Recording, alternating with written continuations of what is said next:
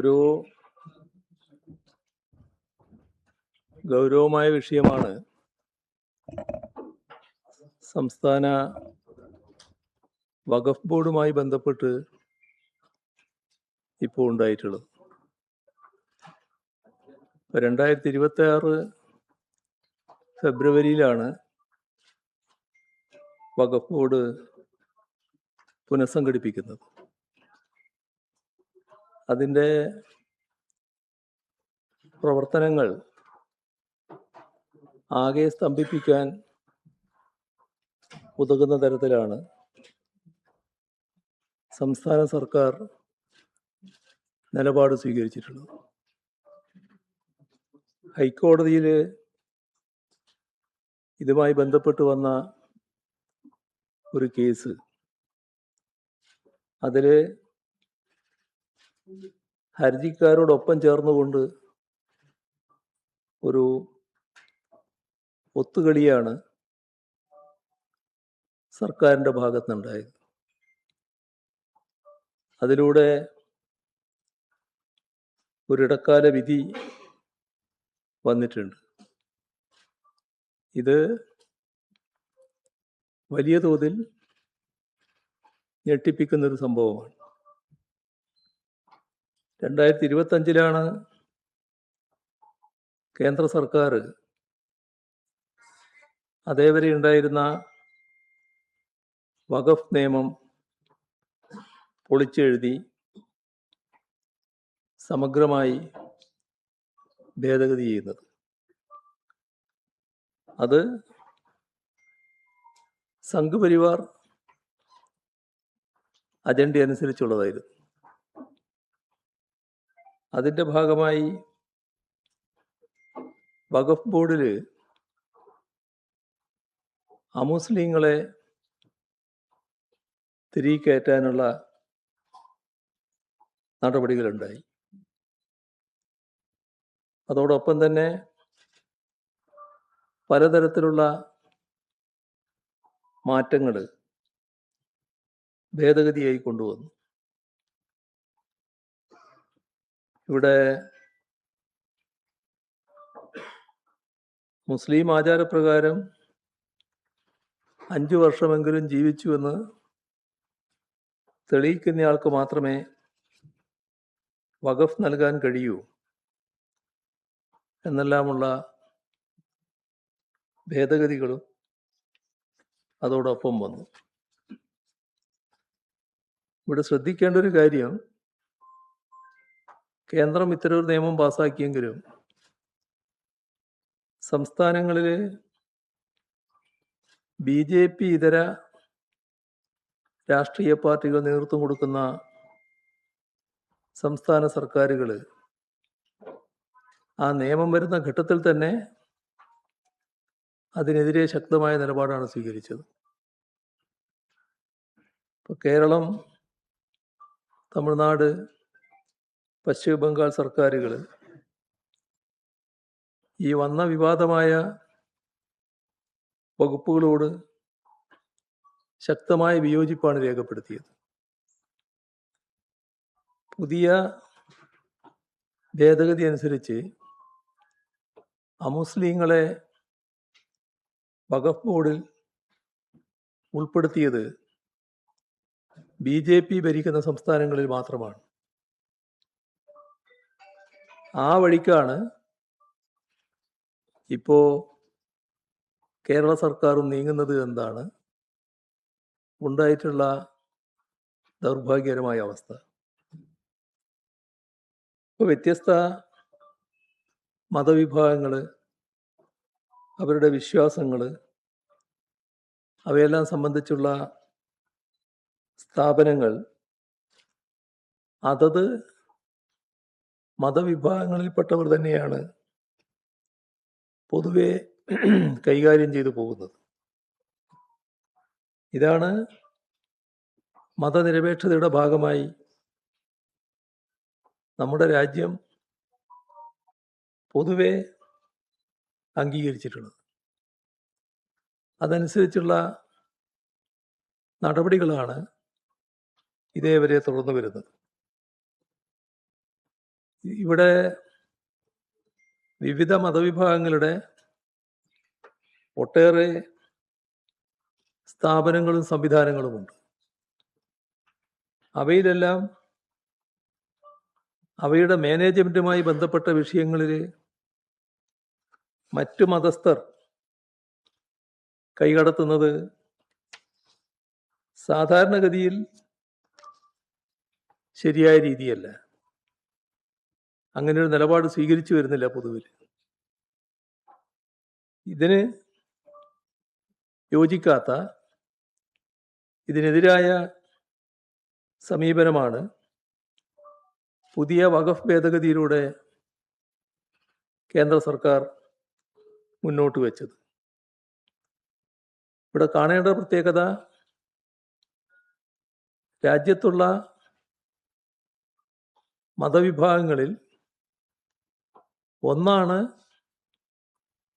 മുസ്ലിം. ഈ മുസ്ലിം വിഭാഗങ്ങളുമായി ബന്ധപ്പെട്ടവരുടെ മാത്രം സംവിധാനമാണ് വഖഫ് ബോർഡ്. അതിൻ്റെ മാനേജ്മെൻറ്റിൽ അമുസ്ലിങ്ങളെ തിരികെ കയറ്റാനുള്ള ശ്രമമാണ് സംഘപരിവാർ നടത്തിയത്. അതാണ് നിയമഭേദഗതിയിലൂടെ BJP സർക്കാർ പ്രാവർത്തികമാക്കിയത്. ഇത് ഇന്ന് മുസ്ലിമെതിരെയാണ് വന്നതെങ്കിൽ നാളെ മറ്റു മതവിഭാഗങ്ങളുടെ കാര്യത്തിലും സ്വീകരിക്കുമെന്ന് തന്നെയാണ് കാണേണ്ടത്. പൊതുവിൽ മതനിരപേക്ഷ സമീപനത്തിന് നിരക്കാത്തതും മതനിരപേക്ഷ വിരുദ്ധവുമായ നിലപാടാണ് ഇക്കാര്യത്തിൽ BJP സ്വീകരിച്ചിട്ടുള്ളത്. LDF സർക്കാർ സംസ്ഥാനത്ത് അധികാരത്തിലുണ്ടായിരുന്ന കാലത്ത് 2024 ഒക്ടോബർ 14 ന്യൂനപക്ഷ വിഭാഗങ്ങളുടെ ഭരണഘടനാ അവകാശങ്ങളെ ഹനിക്കുന്ന കേന്ദ്ര സർക്കാർ നയത്തിനെതിരെ നിയമസഭയിൽ ഒരു പ്രമേയം അവതരിപ്പിച്ചിരുന്നു. ആ പ്രമേയം ഐകകണ്ഠ്യേനയാണ് നിയമസഭ അംഗീകരിച്ചത്. അന്ന് കേന്ദ്ര സർക്കാരിൻ്റെ ഇത്തരമൊരു ഇടപെടലിനെതിരെ കോൺഗ്രസും മുസ്ലിം ലീഗും അടങ്ങുന്ന UDF ആശങ്ക പ്രകടിപ്പിച്ചിരുന്നു. എന്നാൽ ഏത് കാര്യത്തിലാണോ ആശങ്ക പ്രകടിപ്പിച്ചത്, ആ നിയമം അതിൻ്റെ വള്ളിപുള്ളി വ്യത്യാസമില്ലാതെ പൂർണ്ണമായി നടപ്പാക്കാനാണ് ഞങ്ങൾ തയ്യാറാകുന്നത് എന്നാണ് കേരള ഹൈക്കോടതിയിൽ സർക്കാർ വ്യക്തമാക്കിയിട്ടുള്ളത്. മറ്റൊരു കാര്യവും ഓർക്കേണ്ടതാണ്. ലോക്സഭയിൽ ബില്ല് അവതരിപ്പിച്ച ഘട്ടത്തിൽ ഇടതുപക്ഷം ശക്തമായി അതിനെതിരെ നിലപാടെടുത്തിരുന്നു. ഇടതുപക്ഷത്തിനോടൊപ്പം കോൺഗ്രസിനെ പ്രതിനിധീകരിച്ച് ശ്രീ KC വേണുഗോപാൽ നിയമത്തിനെതിരായി നിലപാട് സ്വീകരിച്ചിരുന്നു. ഇതെല്ലാം അവഗണിക്കുന്ന നിലയാണ് ഇപ്പോൾ സംസ്ഥാന സർക്കാരിൻ്റെ ഭാഗത്ത് നിന്നുണ്ടായിട്ടുള്ളത്. 2026 ജൂലൈ 14 ഇതുമായി ബന്ധപ്പെട്ട് സർക്കാർ ഭാഗത്ത് നിന്ന് ഹൈക്കോടതിയിൽ സ്റ്റേറ്റ്മെന്റ് സമർപ്പിച്ചു. അതിൽ രേഖാമൂലം ബോധിപ്പിച്ച കാര്യമാണ്. അതിങ്ങനെയാണ്: quote, the government is prepared to reconstitute the board strictly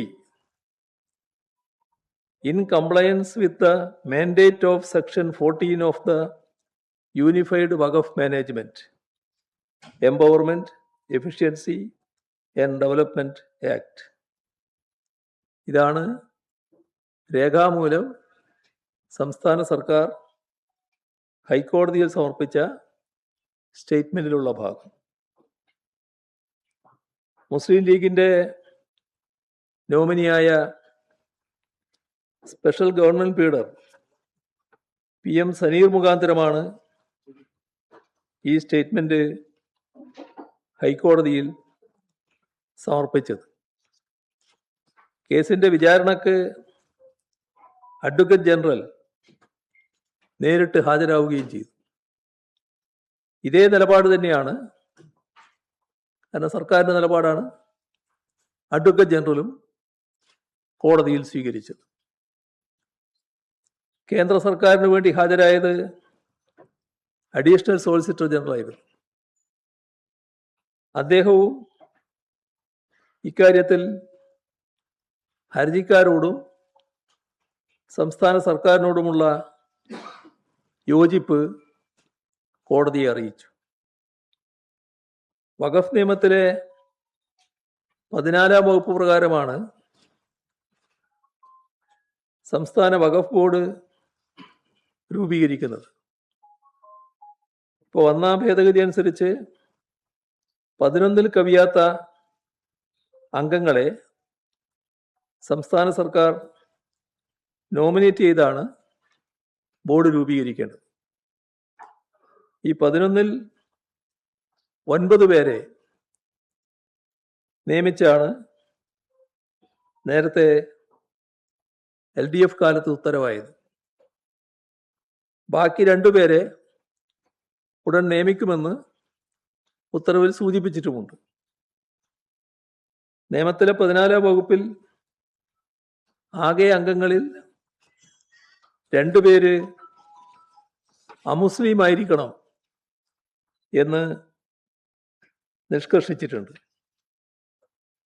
അതുപോലെ തന്നെ ഷിയ, സുന്നി, മറ്റു മുസ്ലിങ്ങളിലെ പിന്നോക്ക സമുദായക്കാർ എന്നിവരുടെ പ്രതിനിധികളും ബോർഡിൽ ഉണ്ടാവണമെന്ന് നിർദ്ദേശമുണ്ട്.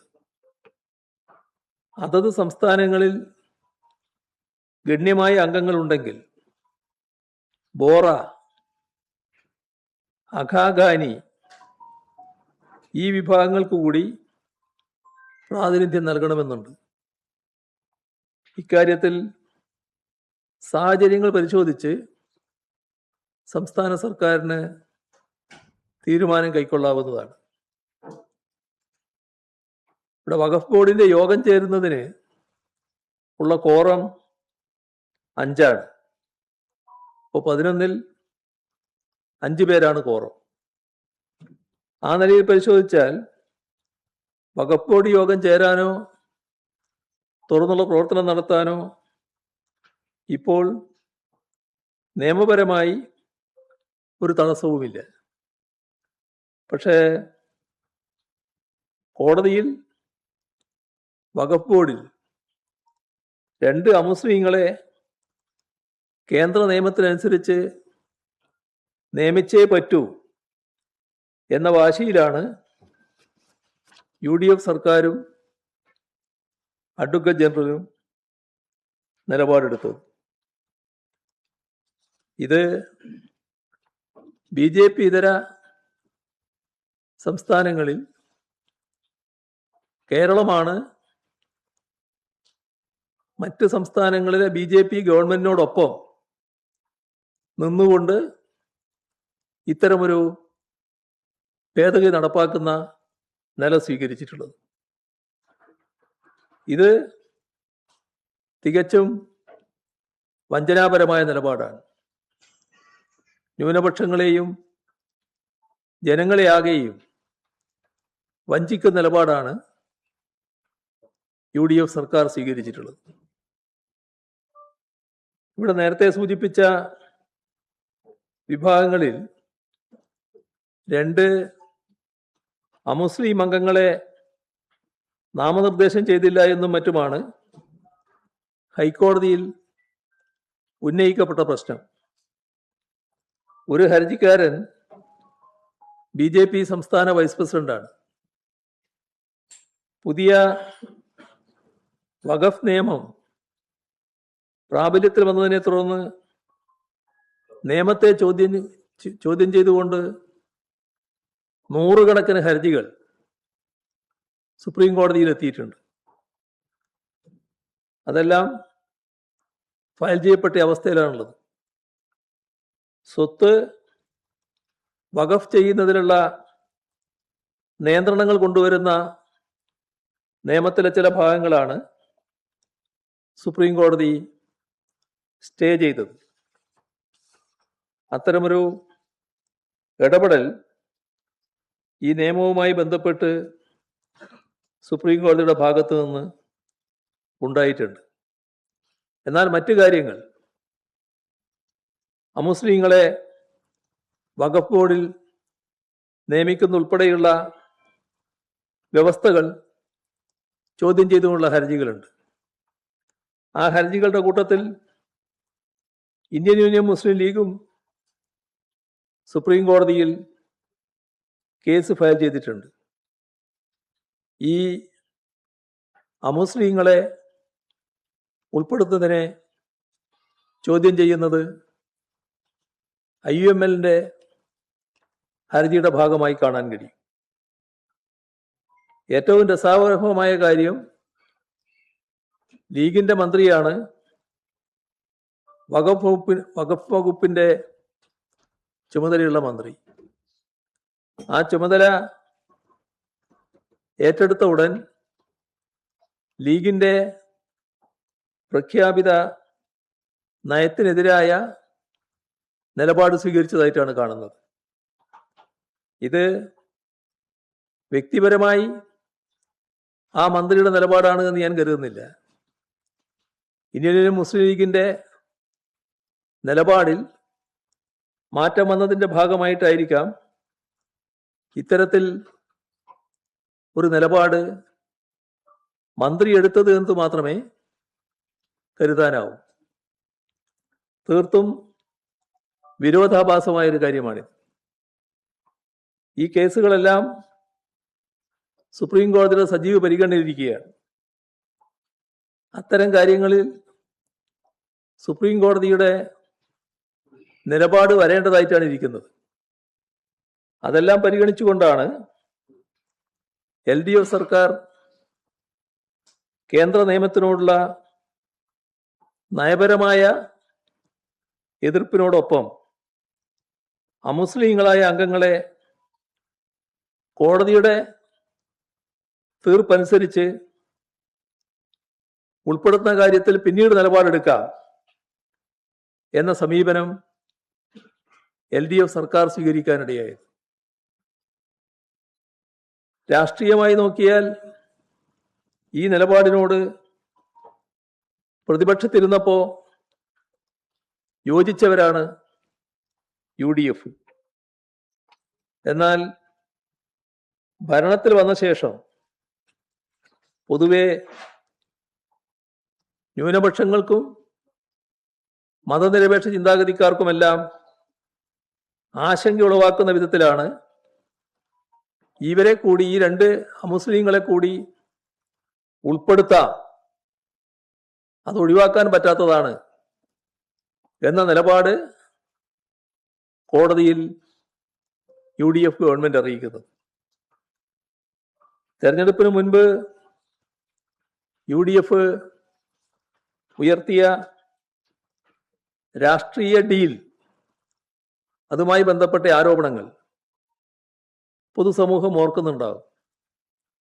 അതെല്ലാം അവർക്ക് തന്നെ ചേരുന്നതാണ് എന്താണ് ഈ സർക്കാർ അധികാരത്തിൽ വന്നതിന് ശേഷമുള്ള ചുരുങ്ങിയ നാളുകൾ കൊണ്ട് തന്നെ തെളിയിക്കപ്പെട്ടിട്ടുള്ളത്. സംഘപരിവാറുമായി രഹസ്യധാരണയോ കൈകോർക്കലോ അല്ല, അതിനു പകരം സമ്പൂർണമായ കീഴടങ്ങലും പാദസേവയുമാണ് ഇപ്പോഴത്തെ നടപടികളിലൂടെ പുറത്തു വന്നിട്ടുള്ളത്. പൗരത്വ നിയമ ഭേദഗതി, SIR പ്രക്രിയ, ഇതെല്ലാം കേന്ദ്ര സർക്കാർ വ്യാപകമായി ദുരുപയോഗം ചെയ്തത് നാം കണ്ടതാണ്. ഇപ്പോ വലിയൊരു നീക്കം കേന്ദ്ര സർക്കാരിന്റെ ഭാഗത്ത് ഉണ്ടാവുകയാണ്. അതിലേക്ക് വിശദമായിട്ട് ഞാനിപ്പോൾ പോകുന്നില്ല. ന്യൂനപക്ഷങ്ങൾ അധിവസിക്കുന്ന ചില പ്രദേശങ്ങൾ ജനസംഖ്യാ വ്യതിയാനം, ഡെമോഗ്രാഫിക് ചേഞ്ച് പഠിക്കുവാൻ കേന്ദ്ര സർക്കാർ പ്രത്യേക സമിതിയെ നിയോഗിച്ചിരിക്കുന്നു. ഇത് വലിയ വിവാദമാണ് ഉയർത്തിയിട്ടുള്ളത്. കേന്ദ്രത്തിന്റെ സമീപനം എന്താണ് എന്ന് മതനിരപേക്ഷ സമൂഹത്തിനൊക്കെ നല്ല വ്യക്തതയോടെ തിരിച്ചറിയാൻ കഴിഞ്ഞിട്ടുണ്ട്. ജനങ്ങളെ മതപരമായും വർഗീയമായും വിഭജിക്കുന്ന സംഘപരിവാർ അജണ്ടയുടെ മറ്റൊരു ഉൽപ്പന്നമായാണ് ഈ പുതിയ കേന്ദ്ര വഖഫ് നിയമത്തെ കാണേണ്ടത്. LDF കാലത്ത് ആ നിയമത്തിനെതിരെയുള്ള ഒരു ചെറുത്തുനിൽപ്പാണ് നടത്തിയിട്ടുള്ളത്. ഒരു ചെറുത്തുനിൽപ്പുമില്ലാതെ അവരോട് യോജിച്ചുകൊണ്ട് കേന്ദ്ര സർക്കാരിന്റെ തിട്ടൂരത്തിന് വഴങ്ങി പൂർണ്ണമായും വള്ളിപുള്ളി വ്യത്യാസമില്ലാതെ നിയമം നടപ്പാക്കാമെന്ന നിലപാടാണ് UDF സർക്കാർ സ്വീകരിച്ചിട്ടുള്ളത്. ഇത് അപമാനകരമായ കാര്യമാണ്, തീർത്തും ലജ്ജാകരമായ കാര്യമാണ്. ഇക്കാര്യത്തിൽ മതനിരപേക്ഷ സമൂഹത്തിന്റെ ആശങ്ക ഇതിനകം തന്നെ ഉയർന്നിട്ടുണ്ട്. ശക്തമായ പ്രതിഷേധം ഈ കാര്യത്തിൽ ഉയർന്നു വരും എന്ന് തന്നെയാണ് കാണേണ്ടത്.